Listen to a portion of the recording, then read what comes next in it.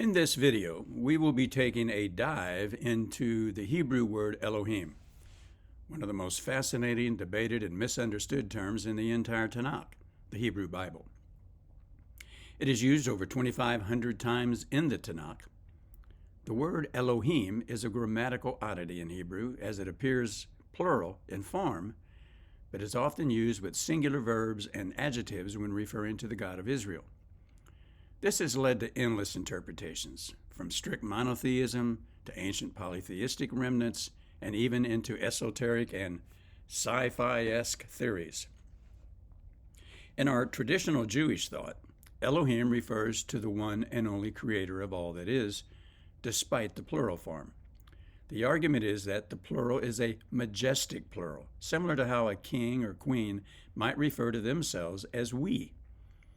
This view is supported by many singular verb constructions used with Elohim in reference to God. For example, in Genesis 1:1, we get Bereshit bara Elohim et hashamayim ve'et haaretz.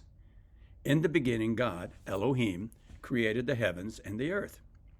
The verb bara, or created, is singular, which strongly suggests the subject, Elohim, is being treated as a singular entity. Historically, some scholars argue that the plural form hints at Israel's evolution from polytheism to monotheism. Early Semitic religions had pantheons of gods, with El being the high god of the Canaanites at the top of the pantheon, or a remnant of Abraham's Genesis in Sumeria, in which Anu fulfilled that same role. The theory goes that Elohim could be a relic of a time when multiple deities were worshipped, eventually consolidating into one supreme deity by the Israelites. Some texts even seem to suggest a divine council of sorts, or an Adat El, as in Psalm 82, where God judges among the lesser gods. There are passages throughout the Hebrew Bible that suggest a heavenly host, sometimes interpreted as angels, other times as lesser deities or divine beings.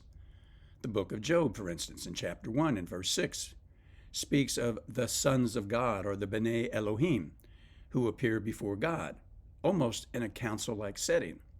This same term, B'nai Elohim, is used in Genesis when it spoke of the B'nai Elohim looking upon the daughters of men and saw that they were fair, and so came down and took those that they wanted as wives. This idea also appears in ancient Ugaritic texts, where El presides over other gods. Could Elohim originally have referred to this divine assembly? Possibly. But the later texts of the Tanakh seem to use the term to affirm strict monotheism, rejecting these other entities as being competitors. In Kabbalah, Elohim is often associated with Gavarah, the attribute of judgment and strict justice, as opposed to Yod-He-Vav-He, or Hashem, which is linked to Chesed, which is mercy and kindness. The plural form is sometimes explained as referring to the multiplicity of these divine manifestations, the Sephirot, rather than separate gods. Now we're going to be coming down the real rabbit hole. Some fringe theories, ranging from Gnosticism to ancient astronaut theories, suggest that Elohim could refer to technologically advanced beings or some form of interdimensional collective intelligence. The plural form, they argue, hints at a federation of creator beings, or even extraterrestrials, that ancient humans interpreted as being divine. While this is purely speculative, it is an interesting lens to consider, especially in light of modern-day UAP or UFO sightings.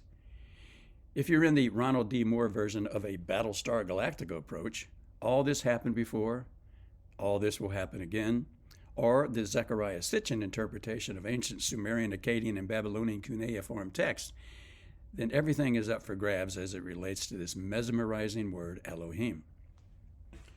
From a purely Hebraic linguistic perspective, the plural form doesn't always indicate multiple entities. Words like mayim, or water, and shamayim, or heavens, are always plural, yet they refer to singular concepts.